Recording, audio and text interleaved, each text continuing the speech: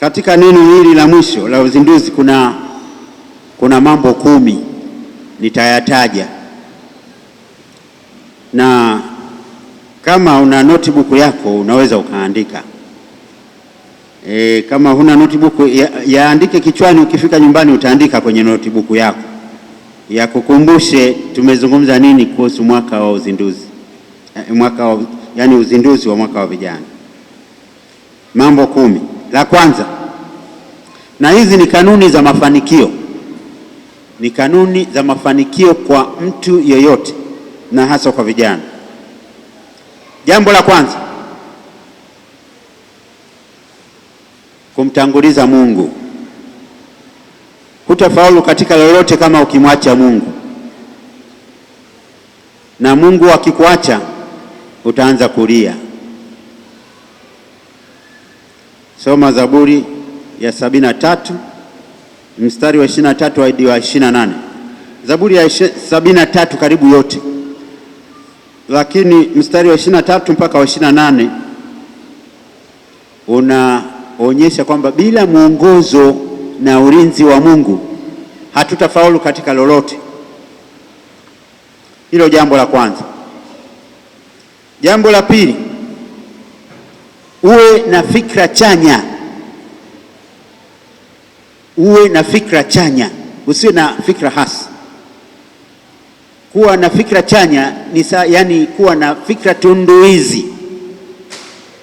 Fikra tunduizi maana yake katika kila jambo lazima uhoji kwa nini, ni nani, lini, kwa namna gani.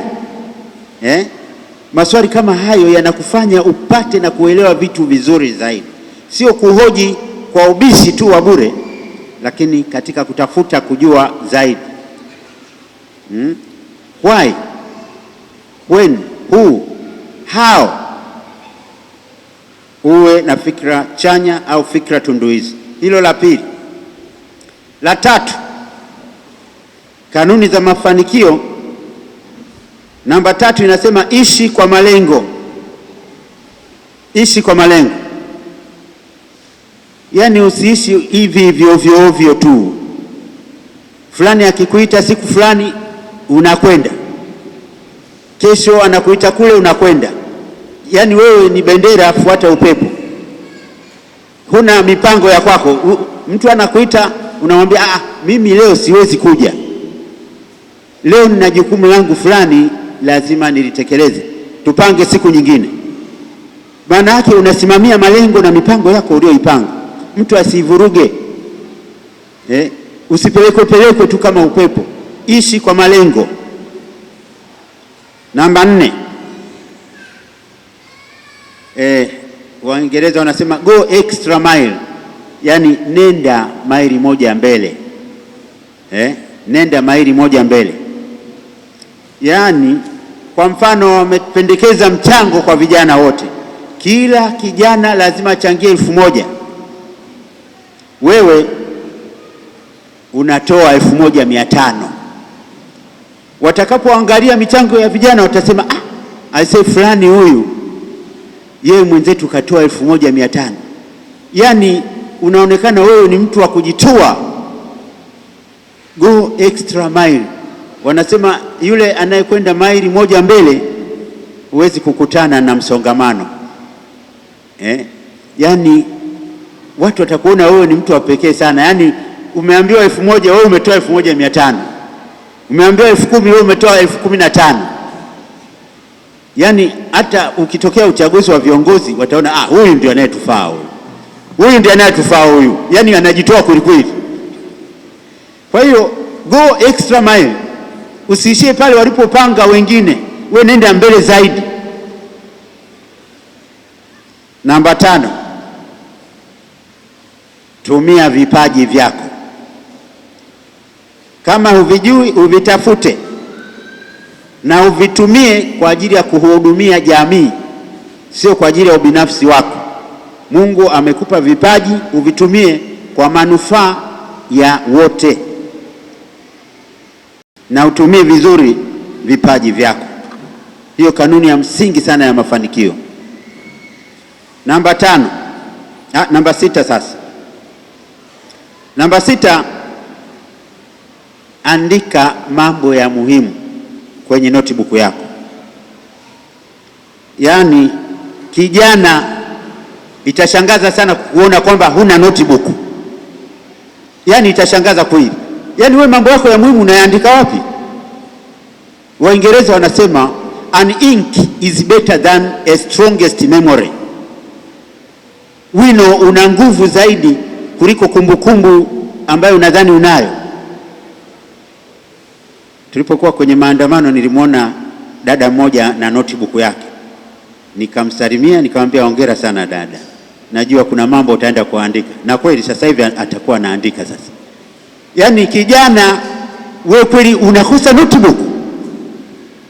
Yaani mambo yako ya muhimu yale unaandika wapi? Kuna watu wanazungumzaga maneno mazuri, usipoyaandika utayasahau. Lakini hata wewe maneno yako, yani wewe mambo yako ya muhimu huwa unayaandika wapi? Na ukiona watu hawana notebook, ni wapiga majungu kweli kweli, kwa sababu hana cha kusema. Yani hakuna sehemu ambapo anaweza karifaa kwenye notebook yake kuna maneno gani mazuri. Kwa hiyo wewe linalokuja kichwani hilo majungu yapo. Na yani kila kitu ovyo ovyo tu, yani hana ustaarabu, hana mipango na utaratibu. Kumbe ukiwa na notebook yako unaweka points zako, mambo yako mazuri unaandika kila mara. Kwa hiyo kijana, usikubali kubaki bila kuwa na notebook, sehemu ya kuandika mambo yako ya muhimu. Namba 7, soma vitabu. Kuna vijana unashangaa, yani kuna kijana hana kitabu mpaka sasa hivi. Yani ukienda chumbani kwake hakuna kitabu chochote, hakuna. Yani ujifikirie vizuri, kwa nini huna kitabu chochote? Wengine wanajitahidi labda utamkuta na Biblia, lakini huna vitabu vingine. Kijana asiyekuwa na vitabu ataishia kwenye mjungu tu. Yaani uwe na vitabu vitakatifu na uwe vitabu pia vingine vya maendeleo vya elimu dunia. Uwe unajisomea kila siku, walau uweke hata dakika 10 kujisomea kidogo, unaongeza maarifa. Uwe na vitabu vyako vya kiroho unavyosoma, vinakuongezea maarifa ya kiroho. Hata unapoongea na wenzako huwezi kuongea pumba, kwa sababu unasoma vitabu, kuna pointi nzuri za muhimu.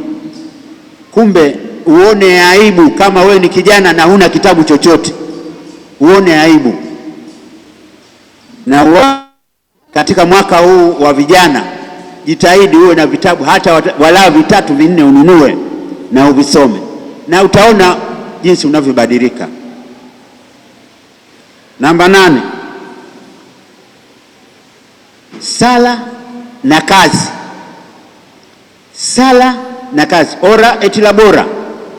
Mtakatifu Benedikta alituachia wasia huo. Kusali na kufanya kazi ni mambo ya muhimu sana. Sali kana kwamba kila kitu kinamtegemea Mungu, lakini ufanye kazi kana kwamba kila kitu kinakutegemea wewe.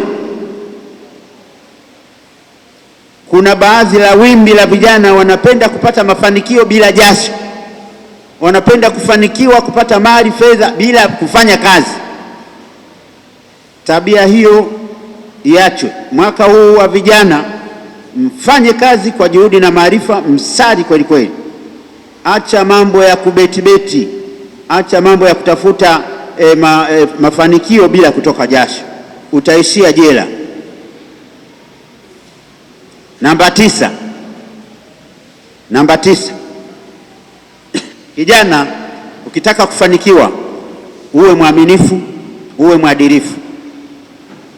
Uadilifu na uaminifu vitakubeba sana katika maisha. Kwa hiyo kijana, uishi maadili mazuri ya binadamu na ya kiroho. Acha mambo yote yasiyofaa. Achana na ulevi, achana na utumiaji wa bangi na madawa ya kulevya. Achaneni na ushoga, achaneni na mambo yote yasiyofaa, myaache. Vijana mtafanikiwa. Huko ndio kuwa mwadilifu, kuwa mwaminifu. Mkiwa waaminifu, mkiwa waadilifu, maisha yenu yatakuwa na mafanikio. Namba 10 na la mwisho. 10 na la mwisho ni kushiriki matukio. Kama leo hivi wengi mmejitahidi, lakini wapo wengi pia wameshindwa kuja, pengine kwa makusudi, lakini wengine kwa sababu mbalimbali. Lakini ni muhimu kushiriki matukio na kuwashirikisha wengine. Kama kwa mfano nyinyi mliokuja, mnaporudi muwashirikishe wengine yale mlioyasikia siku hii ya leo, kuwavuta vijana wenzenu waje pamoja. Umoja ni nguvu, utengano ni. Kumbe vijana, mkumbuke swala la kushirikiana na kushiriki katika mikutano, katika makongamano, katika matukio ni jambo la muhimu sana.